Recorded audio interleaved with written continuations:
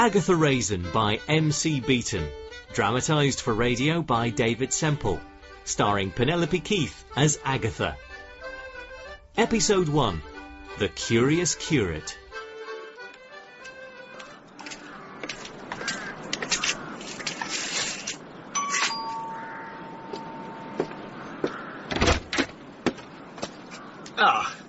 Mrs. Raisin. Oh, Reverend Bloxby, I'm so sorry I let you down with the Harvest Festival. Not to worry. Mrs. Dougal did her best with the root vegetables, despite all her recent surgery. Now, the others are waiting for you in the drawing room.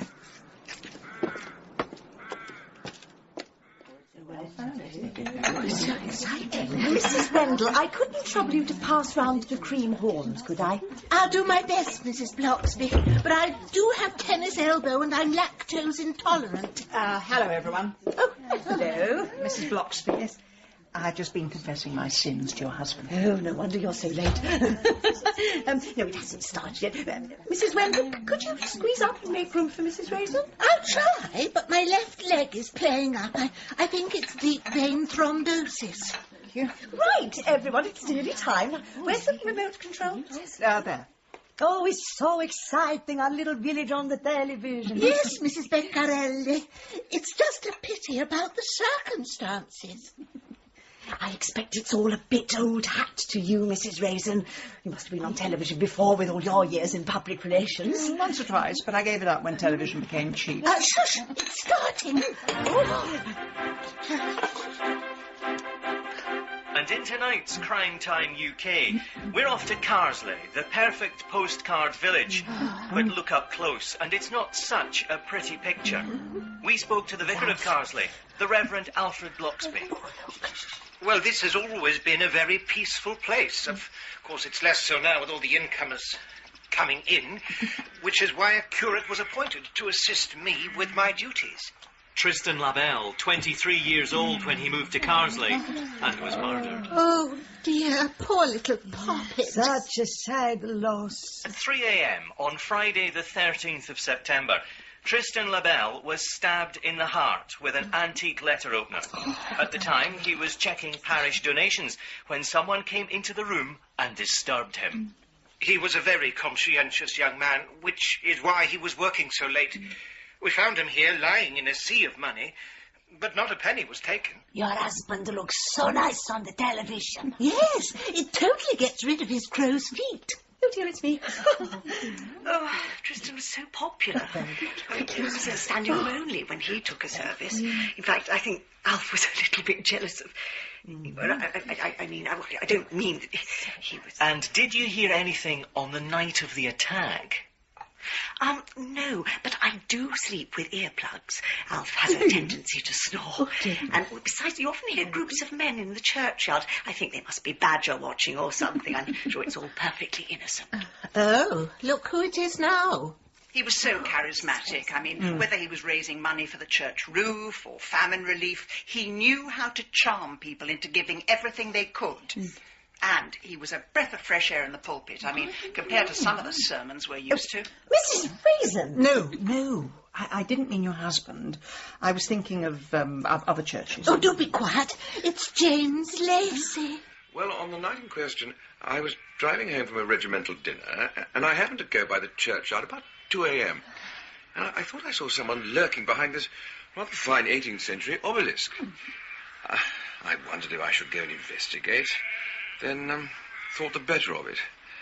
A decision that will haunt me till the end of my days. James Lacey, couldn't you just smother him in whipped cream and lick it off slowly? I thought you were lactose intolerant.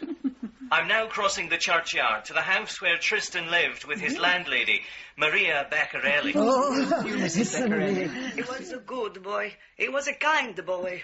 He used to tell me all his plans, but now it seems none of them will come true. Were you in the Carsely area on the 13th of September?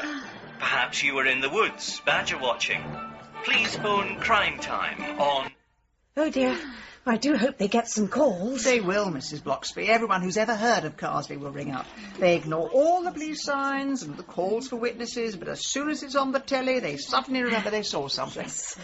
Well, that's one less eligible bachelor. Where do we go now to find interesting single men? You could always become a prison visitor. You're a fine one to talk. You seem to spend all day, every day, sniffing after James Lacey. Why don't you move out of the way and let someone else have a go? Have a go. He's a human being, not a dodgem car. And the reason I spend so much time with him is to protect him from harpies like you. Oh, Mrs. Raisin, do not push me. I'm already on mood stabilizers. Really? Pity they chose such a rotten mood to stabilise. Ladies, please. This is meant to be a solemn occasion. That's all right. I'm going out for some fresh air and a cigarette.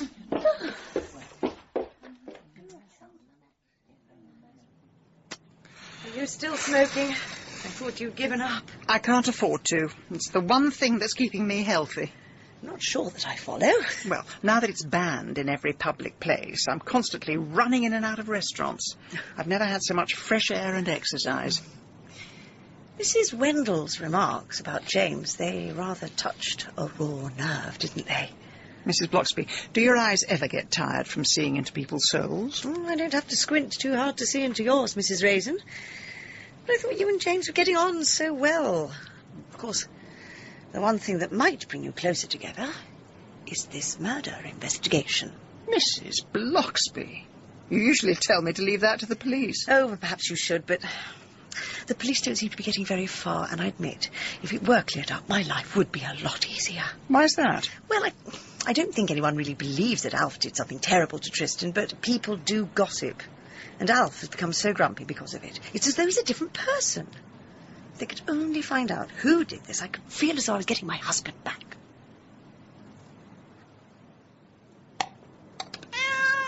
It's all right, Chivers. The chef hasn't forgotten you. Now, there's poached salmon with cream and a little bit of lamb's liver from yesterday. Your usual table in the corner, I presume? Now, what'll I have? Oh, I'll just shove something in the microwave. Hold on, I'm coming.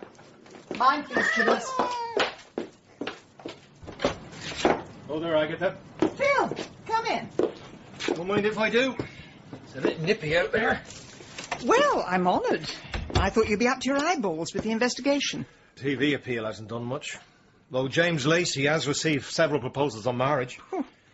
Would you like me to put my ear to the ground to see if I can discover anything? No, that is exactly what I don't want. I've come here to beg you for once in your life not to interfere in police business. Bill, you always do this to me. So what? Tell me not to get involved, then you'll pop round in a week and ask me if I've heard anything. Oh, really? Well, I guess it's what we criminologists call a pattern of offending behaviour.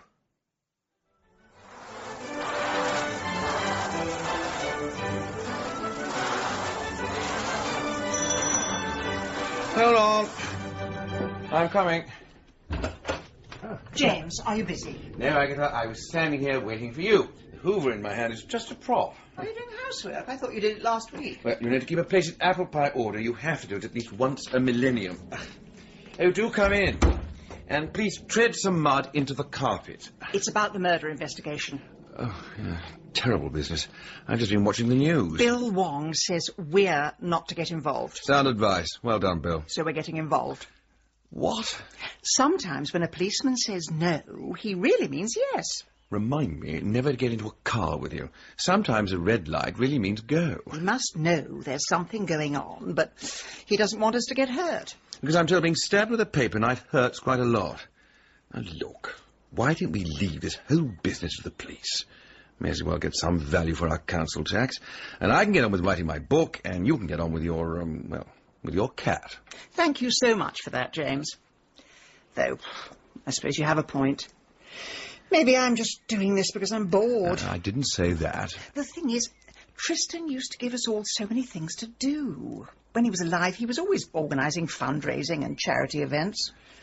What will the single women of Carsely get up to now? Hold on. Hello, Hello there, James. Now, I hope you don't mind, but I've made you a rather nice lamb casserole. Mrs. Wendell, you really shouldn't. Now, can you take it from me? I'm not good at holding hot things. I've got that condition, I don't know what it's called, but Catherine Zeta-Jones has got it. Oh, right. Well, aren't you going to offer me a coffee? Oh, Mrs. Raisin seems to have wandered in. Good Lord, so she has. I must put up a bigger fence between our houses. Mrs. Wendell, lovely to see you. And you brought a mutton casserole. Lamb casserole. So hard to tell. Well, shall I nip home and get a pudding? How about gooseberry fool? That's quite all right. I won't be staying. James, I'll drop by sometime when Mrs. Raisin's not here. I'm sure she must have to leave eventually. Thanks. Good God. Will I forever be pursued by women with hot pots? Well, there's one way to escape them. Oh, yes. Let's go investigating.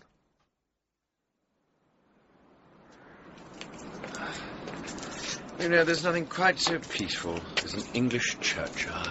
Yes, except when people are being murdered in them. So, where did you see this mysterious figure? It was just about here. Right behind this tombstone. Very good place to lurk. Sacred to the memory of John Bandiscombe.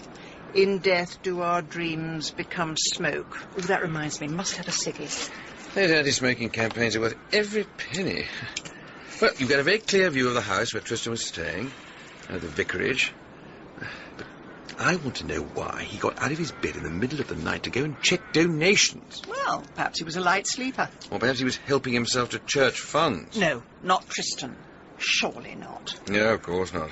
He didn't have a striped jersey or a large sack with swag written on it. James, I knew him. Well, you think you did, but isn't it possible that the reason the police are getting nowhere is that no one in the village believes anything bad about Tristan? Such as? Such as perhaps his nocturnal visit was to get some money for a quick getaway.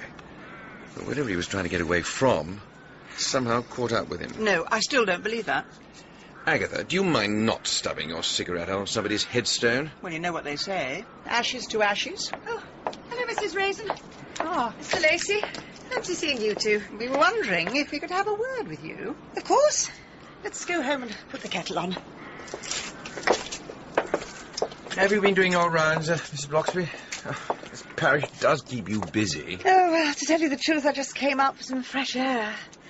My husband is in one of his moods at the moment.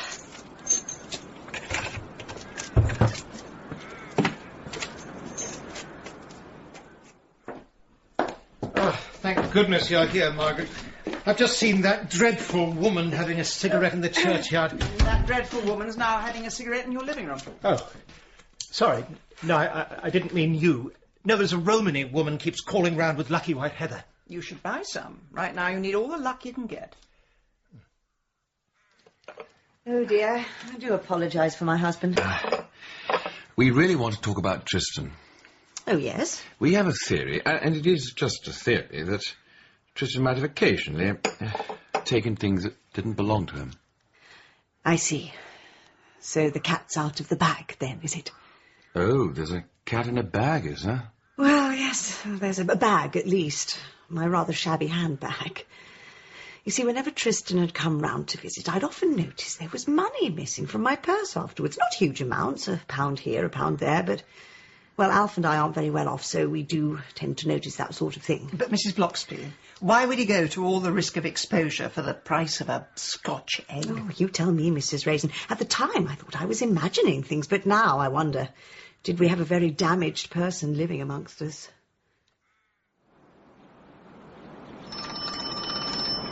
So perhaps the divine Tristan did have a dark side. Well, don't say that to Mrs. Beccarelli. Why not? Because she worshipped him, from his tousle blonde hair to his Tommy Hilfiger trainers. Don't worry, I shall tiptoe around the subject of my very fashionable hush puppies. Mrs. Beccarelli. Oh, it's you two. I knew you would come. Come in. Come in. Thank you. I was looking at these photographs of Tristan. He's such a lovely boy. Please, sit down. Thank you. May we have a look? Of course. This is the tug of war he did for the old people's home. He made over £2,000 for them. Oh, now that's what I call money for old rope. This is the church where he worked in London. They were so sorry to see him go. I can imagine. It's such an interesting face, Tristan. Kind of face that looks as if it's got a story to tell. Of course. And wouldn't you love to know what the story was? I'm sorry? You too want to know about his murder, don't you? I knew you would come. But I have decided. His secrets are staying with me. Mrs. Beccarelli, we're trying to make sure that what happened to Tristan doesn't happen again. Now, if you could just tell us... No more talking, please. It upsets me. Fine. May I use your bathroom before we leave? Of course you can. It's at the top of the stairs. Thank you. Well, Mr. Lacey, when are you going to make an honest woman of Mrs. Raisin? Oh, I'm terribly sorry. I think you've got the wrong end of the stick there. I see the way you look at her. I know she is special to you, and I know how hard it is for you to say your feelings. I haven't got any feelings. Well, I mean, obviously, I have some, but just not those sort of feelings. Oh, darling, you don't want to go through your life all alone. Don't wait till it's too late. Like a poor Tristan. No, yes. Speaking of Tristan, did he No, ever... Mr. Lacey, no more questions. Here, I give you something. For you and Mrs. Raisin. Goodness. Is this homemade? It is elderflower wine. It was a very good year this year. I don't drink so much anymore. It's too strong for me. But you and Mrs. Raisin will enjoy it. Homemade wine? What's that made of? Nothing. Well, I may as well have it. I'm fresh out of insect repellent. Did you manage to find anything in Tristram's room? I assume you dropped in on your way to the lavatory? She's locked the door to stop any skeletons escaping. Did you get anywhere? Afraid not. It's like talking to a brick wall. A rather nice moss-covered Italiante wall. But there was something strange in one of those photos. Oh, the tug-of-war, yes. Very ill-disciplined, no sense of strategy. Not that. The leaving party at his old church. Did you recognise the man standing next to him? Yeah. Should I have done? You should if you read the Daily Telegraph. That was Richard Bincer. What, the savoury snacks millionaire who's now ruining our railways? The very same. I've done some PR work for Bincer's Crisps. I might just be able to wangle a meeting with him. Why? You having to wangle a few cheese football? I think he may know something. What? Because he once stood next to Tristan 3 years ago? May I remind you, Bill Wong once said I have an almost psychic ability to jump to the right conclusion. Yes, except when you jump to the wrong one. We'll draw a discreet veil over that. No, I'm afraid Mr. Bincer simply can't see you today because he's far too busy. We made an appointment. We have travelled 100 miles to be here. He has no right to stand us up. I'm sorry you feel that way, but Mr. Bincer is an extremely busy man. Oh, I know. Those peanuts don't dry roast themselves. Why don't you give him this piece of paper? He might just see things in a different light. If you wish to send a letter, you will find our address listed in the telephone directory. Oh, for heaven's sake, why can't you just give it to him? For several reasons, not least of which is security. Listen, dear, if we wanted to hurt your boss, we could just wring your scrawny neck and kick the door down. Really? Well, you might find my neck a little tougher than you think. Oh, Mrs. Raisin and Lacey, so glad you could make it. It's all right, Miss Bartle. The Tasmanian meeting's been cancelled. Come this way, please. Do have a seat. Thank you. So, you want to know about Tristan, do you? That is correct. We understand you knew him, briefly. Maybe I did. But is this of any concern to you? Who are you exactly? We are private investigators, hired by Tristan's former employer. May I see your licence? It's pending. Oh, I see. So you're nosy Parkers. Well, at least you're not rummaging in my bins. I met Tristan LaBelle on 3 occasions. He managed to charm his way past my secretary. As you can see, that takes quite a lot of charm. And 2 years ago, he invited me to donate money to a youth club he was setting up. He was rather good at getting other people's money. No, he didn't get much from me. Only 5,000 pin money, really. That's an awfully expensive pin. So is there a youth club in South London with your name on it? No, there isn't. Tristan had a habit of asking for money for projects that never materialised. And when I learned he was leaving without having set up the club, I asked for my money back. And what happened? I got my money back. Do you have a record of that? No, of course not. There's never going to be a covering note. Here's the money I tried to con you out of. It came through the post, £150 notes in a plain brown envelope. Now, if you'll forgive me, I have a business to run. And I imagine you have bring and buy sales to organise. Well, I think it was him. A snake in a pinstripe suit. As usual, you are tearing ahead without a shred of evidence. No one gets to be a millionaire by being nice to people. I've never really thought of you as a class war activist.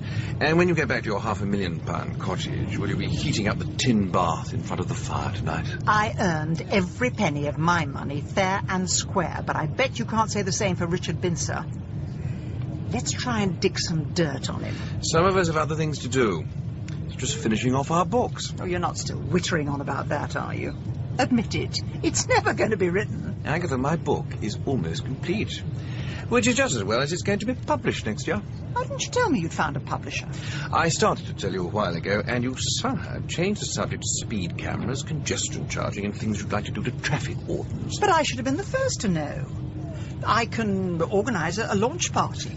Don't need a launch party.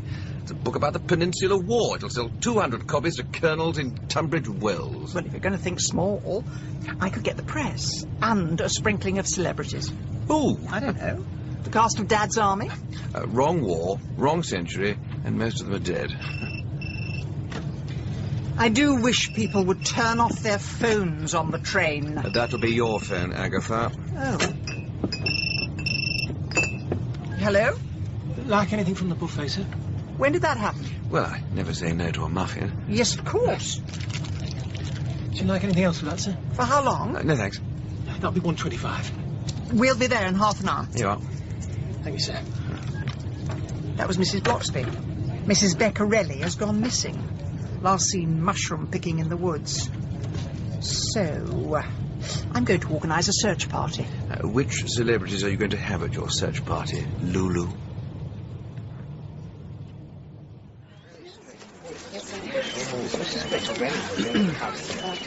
Okay, everybody, thank you for coming. We're looking for anything at all belonging to Mrs. Beccarelli. Her basket, her car keys, anything that can help us trace her steps. So, if we could all hold hands facing the woods. Excuse me, Mrs. Raisin. Yes, Mrs. Bloxby. If we're going to hold hands, should it be boy-girl, boy-girl? It's not a dinner party. Is it really necessary to join hands? The police won't get involved for 24 hours, so we need to be every bit as thorough as they would. Okay, everybody. Now, hold tight. Off we go. Goodness, Mr. Lacey, it's just like one of your history walks, only with a missing person and without the history. Well, yes, quite. Everyone stop. What? Don't look. I'm afraid it's a dead body.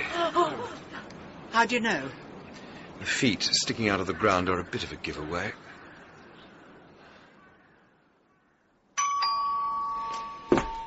Hello? Morning, Reverend Bloxby. Ah, it's you. Is your wife in? I'll just go and see. Margaret? Yes? The appalling Agatha is here again. And the appalling Agatha is well within earshot. Ah, Mrs. Raisin, sorry. Mrs. Raisin. Oh, come through to the kitchen, please. Talk to you later, Alf. It's nice to get away from the tabloid press. I'm being pursued by a snarling pack of journalists at the moment. We hardly dare answer the door these days. I must pour you a cup of tea. No, please, sit down. I'll do it. Oh, you're so kind. I can't remember if you have sugar. Not usually, but I'll have 3 spoons, please. I need the energy. I've been talking to Mrs. Wendell. She says the police were asking about Alf's whereabouts when Mrs. Beccarelli went missing. I keep thinking they're going to take him in to help with their inquiries. You mustn't worry. There's nothing anyone can do. Oh, I know. Do you know what I usually do when I'm upset? Go on, tell me. I clean the house. I find it takes my mind off things. Well, you must have a wretched life. Your house is spotless. I don't just clean. I scrub behind the fridge. I polish the silver. But now I'm running out of silverware to polish. Oh, Mrs. Raisin, I'm sure they're going to take Alf away from me. But he didn't do it, Mrs. Bloxby. There are quite a few people in prison who didn't do it. Can you tell us what the body looked like when you found her? Oh, for goodness sake, sod off!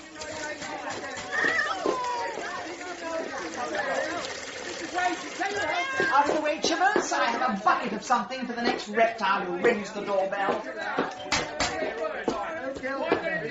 Pass my number out of the door. Right! Agatha, what was that for? Oh, James, I'm sorry. I thought you were the Daily Mirror. Oh, I see. I'll never get the hang of you media types. Come in, let's get you dry. I came to get away from the press pack. I see you're under siege, too. Well, with 2 murders in a month, it's hardly worth their going back to London. Here, have a towel. Oh, hello, Chivers. I won't stroke you. I've just had a cold shower. I know what'll warm you up. Mrs. Beccarelli's homemade wine. Is there no way to go to get away from his bedlam? Well, the back bedroom might be quieter. Oh, Oh, come on. What? Bring the bottle. Oh, right.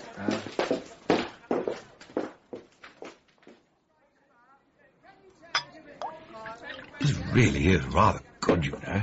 You should try some. James, I am trying to stay focused on the task in hand. I'll stay focused on the glass in hand. Now, look. Our number 1 suspect is still Richard Bincer. Why is that? He seemed a nice enough chap. No one runs a multi-million-pound snack empire by being a nice chap. Honestly, Aggie, you're clutching at cheese straw. Oh. Did you hear that, Agatha?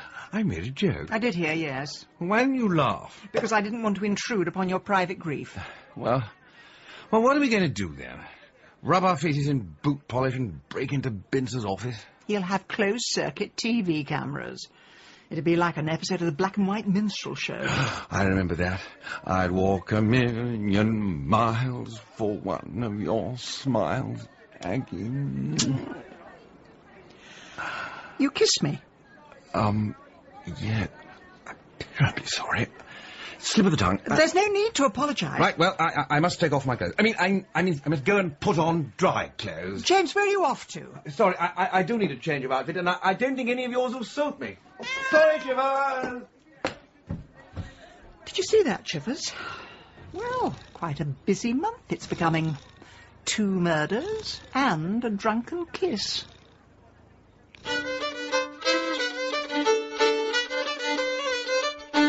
In Agatha Raisin, Penelope Keith starred as Agatha, and Malcolm Sinclair was James.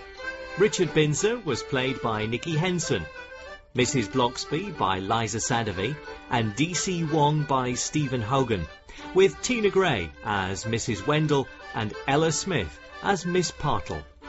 Agatha Raisin was dramatised by David Semple from the novel by M.C. Beaton, and the producer was Carol Smith.